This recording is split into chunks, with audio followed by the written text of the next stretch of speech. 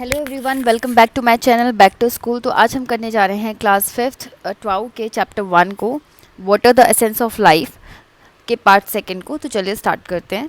Water cycle. तो water cycle समझने के लिए सबसे पहले हमें एक एक्टिविटी दी गई है, उसको समझते हैं। Let us understand how such changes take place in the nature. कि वाटर साइकिल में जो भी चेंजेस होते हैं वो नेचर में कैसे होते हैं। Take a transparent bag. इसके लिए हमें एक ट्रांसपेरेंट बैग लेना है। Use a marker to draw the sun, clouds, trees and arrows on it as shown in the picture. और जैसे कि आपको यहाँ पे पिक्चर में दिखाया गया है, आप इस बैग के ऊपर सन, क्लाउड्स, लैंड और वाटर बॉडीज ड्रॉ कर लेंगे।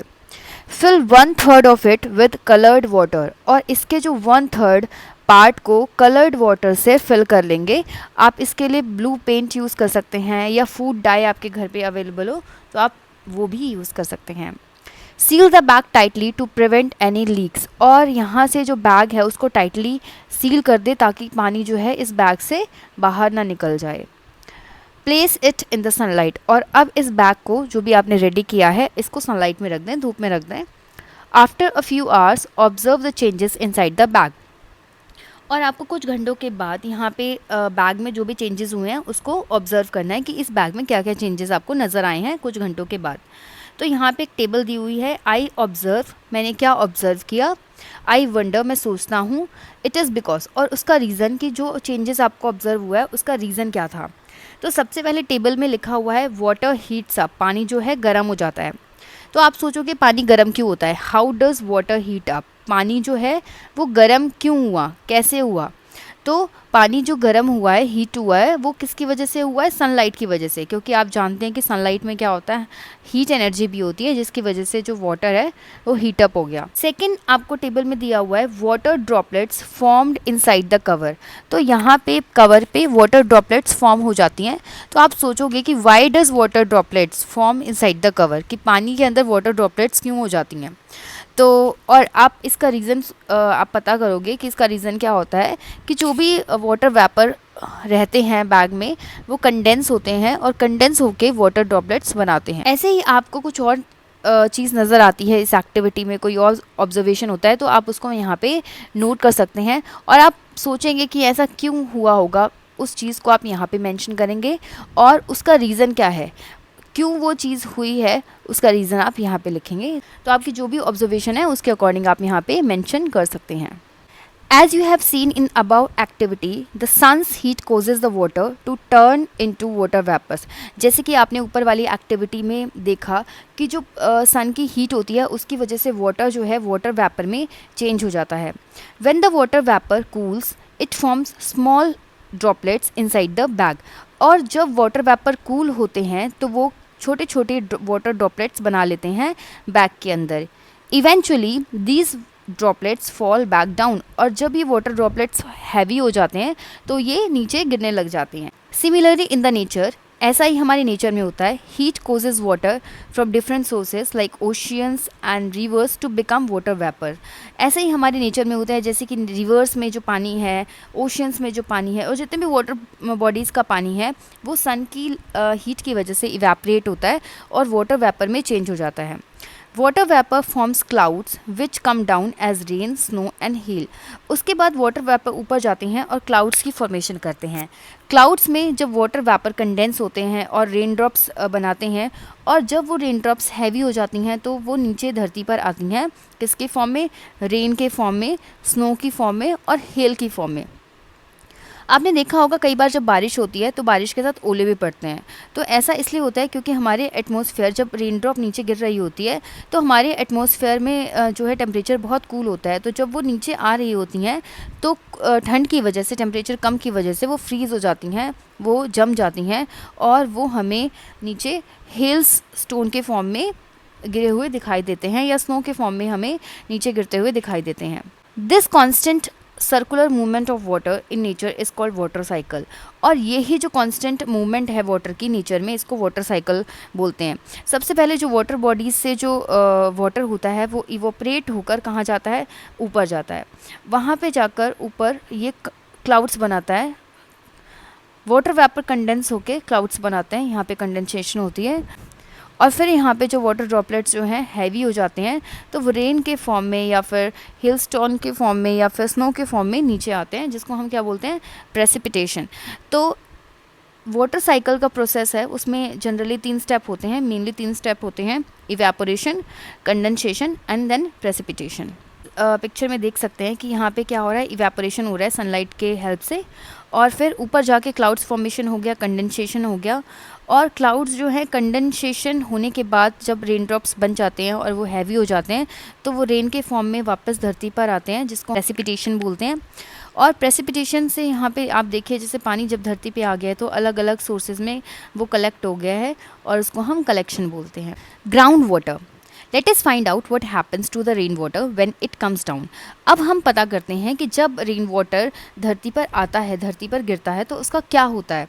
Activity 4, take a transparent glass. एक ट्रांसपेरेंट ग्लास हमें लेना है, fill half of it with soil, slowly pour water into the soil using a spoon. अब उस ग्लास को हमने आधा मिट्टी से भर देना है, और फिर हम एक स्पून के हेल्प से उसमें वाटर जो है पोर करेंगे, वाटर डालेंगे। ऑब्जर्व व्हाट हैपन्स, तो आपको ऑब्जर्व करना है कि क्या होगा। जब भी हम ये एक्टिविटी परफॉर्म करते हैं तो हम देखते हैं कि जब हम ग्लास में जो मिट्टी है भरी हुई है उसमें हम पानी पोर करते हैं, तो सबसे पहले जो मिट्टी है पानी को एब्जॉर्व कर लेती है। हम 6 स्पून या फिर 7 स्पून डालते हैं तो मिट्टी एब्जॉर्व कर लेती है, लेकिन जब हम उसके बाद और इंक्रीज़ करते हैं वाटर को, तो मिट्टी जो है पानी को एब्जॉर्व करना बंद कर देती है, और पानी जो है मिट्टी के ऊपर हमें दिखाई देता है। ऐसा ही नेचर में होता है। When it rains, some water is soaked up by the soil. जब बारिश होती है तो कुछ पानी जो है सॉइल जो है उसको सोक कर लेती है, उसको एब्जॉर्व कर लेती है। This water sinks through the layers of soil and rocks. और यही पानी जो है मिट्टी में जो चट्टानें होती है वहाँ से होते हुए जो है नीचे ग्राउंड वाटर में इकट्ठा होता है। The water that gets stored deep underground is called groundwater. और जो पानी ज़मीन के नीचे बहुत ही ज़्यादा नीचे स्टोर होता है उसको हम क्या बोलते हैं, अंडरग्राउंड वाटर बोलते हैं या ग्राउंड वाटर बोलते हैं। We dig wells, borewells and tube wells and hand pumps to draw this water from the ground for our use. और जो पानी ग्राउंड वाटर होता है या ग्राउंड में अंडरग्राउंड वाटर से स्टोर होता है, उस पानी को हम बाद में अपने यूज़ के लिए निकाल सकते हैं। तो ये हमारा क्या है, ग्राउंड वाटर है, जिसका हम बाद में इस्तेमाल कर सकते हैं। Activity 5, tick the image that will help in ground water recharge. इसमें से हमें उस इमेज को टिक करना है जो ग्राउंड वाटर रिचार्ज को करने में हेल्प करती है। तो फर्स्ट पिक्चर जो है कंक्रीट रोड की है, तो जब भी कंक्रीट रोड पे वाटर गिरेगा पाएगा, वो वाटर एब्जॉर्ब अच्छे से नहीं हो पाएगा। ग्रीन लॉन पे मिट्टी है, और मिट्टी जो है पानी को एब्जॉर्ब कर सकती है।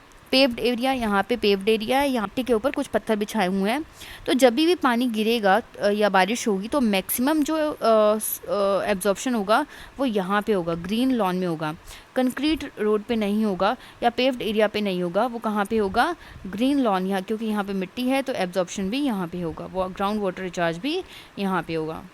In cities with many cemented surfaces, rainwater cannot go into the ground easily, which stops groundwater from getting recharged. अब शहरों में क्या होता है, सीमेंटेड सरफेसेस होती हैं, तो रेन वाटर जो है धरती में नहीं जा पाता या एब्जॉर्प्शन नहीं हो पाती है, जिसकी वजह से जो वहाँ का सिटीज़ का जो ग्राउंड वाटर लेवल होता है वो बहुत नीचे होता है, क्योंकि वहाँ पे ग्राउंड वाटर रिचार्ज हो ही नहीं पाता है।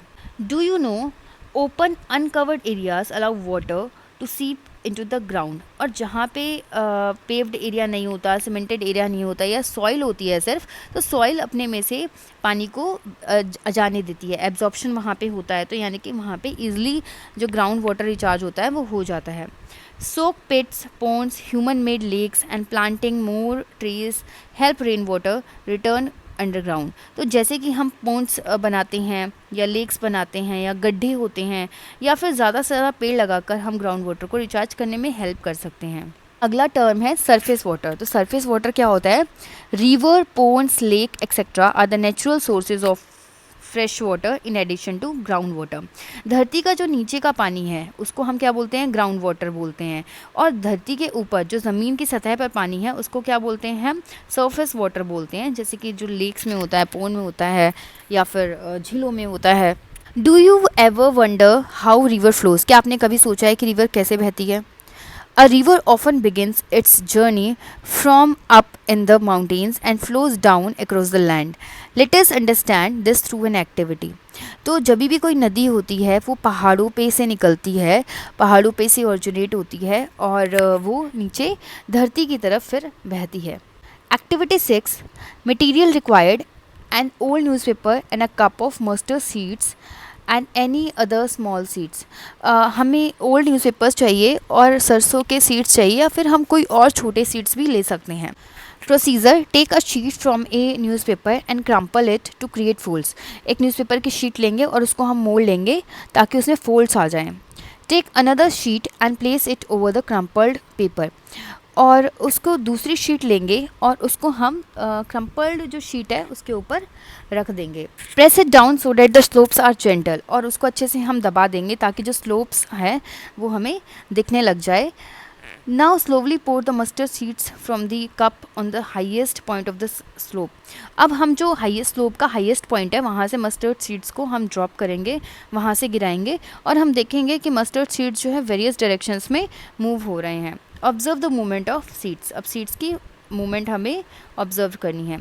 What did you observe about the mustard seeds. तो मस्टर्ड सीड्स के बारे में आप क्या ऑब्जर्व करते हैं.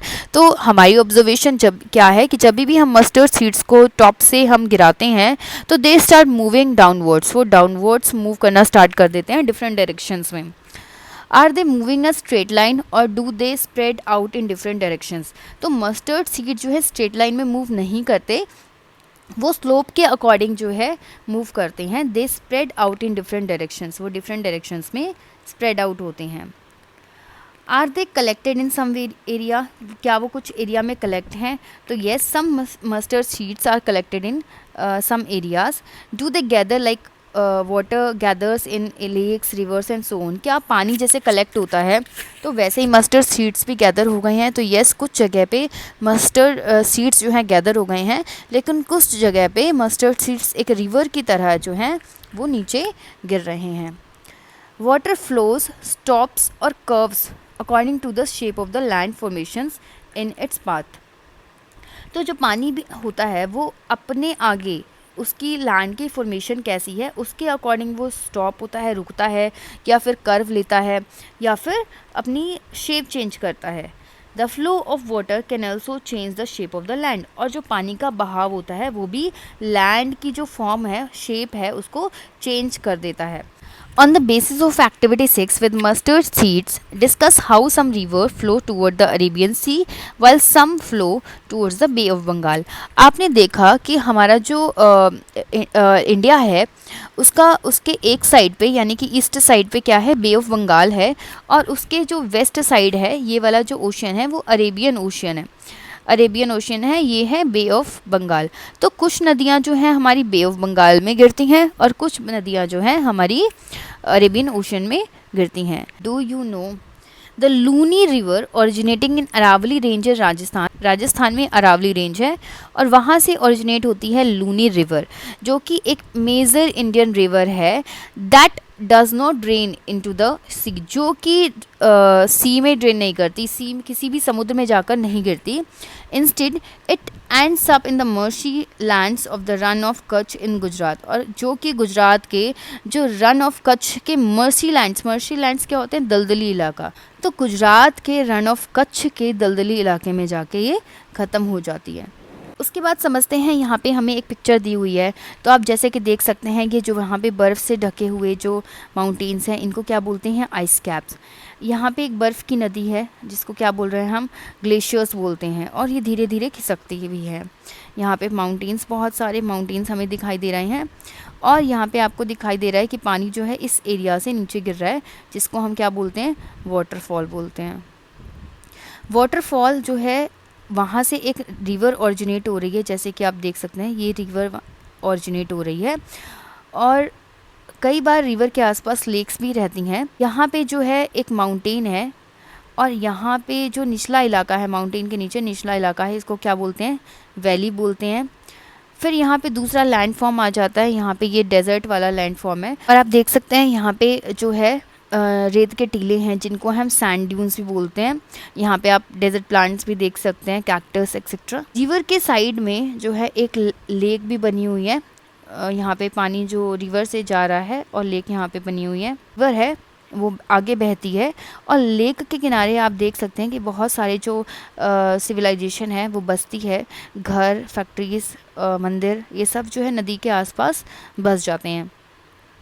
Our lifeline river in India. This map of India shows some of the major rivers of our country. ये मैप जो है हमारे देश के कुछ मेजर रिवर्स को दिखाता है। जैसे कि यहाँ पे कौन सी नदी है, ब्रह्मपुत्र नदी है, ब्रह्मपुत्र नदी। यहाँ पे गंगा नदी दिखाई गई है और जो ये नदी है वो है यमुना नदी। गंगा और यमुना नदी दोनों जो है प्रयागराज में संगम में जाकर मिलती हैं। यहाँ पे एक नदी आप देख सकते हैं, नर्मदा नदी, जो कि वेस्ट की तरफ मूव करती है और अरेबियन सी में गिरती है। इसके पैरेलल एक और नदी बह रही है, तापी। ये नदी भी वेस्ट की तरफ मूव करती है और अरेबियन सी में गिरती है जाकर। आप देखेंगे यहाँ पे साउथ में जब हम मूव करेंगे तो यहाँ पे एक और नदी है, गोदावरी नदी, जिसको दक्षिण गंगा के नाम से भी जाना जाता है। बे ऑफ बंगाल में गिरती है। फिर कृष्णा नदी बे ऑफ बंगाल में गिरती है और कावेरी नदी भी बे ऑफ बंगाल में गिरती है। तो ये हमारे इंडिया की कुछ मेजर रिवर्स थी। Next activity, activity 7, follow the flow. In the map you can see the rivers flowing in different directions. Map में हमने देखा कि कुछ नदियाँ अलग अलग डायरेक्शन में बह रही हैं। कुछ नदियाँ ईस्ट की तरफ बह रही हैं, कुछ नदियाँ वेस्ट की तरफ बह रही हैं। Some flow into the bay of Bengal and some into the Arabian sea. कुछ बे ऑफ बंगाल में गिर रही हैं और कुछ जो है अरेबियन सी में गिर रही हैं या ख़त्म हो रही हैं। Observe and fill the table. इस टेबल को फिल करना है हमें। Name the river, Godavari. Godavari नदी moves towards the bay of Bengal, moves towards the Arabian sea. तो इन दोनों में हमें एक पे टिक करना है। तो गोदावरी नदी जो है बे ऑफ बंगाल की तरफ मूव करती है।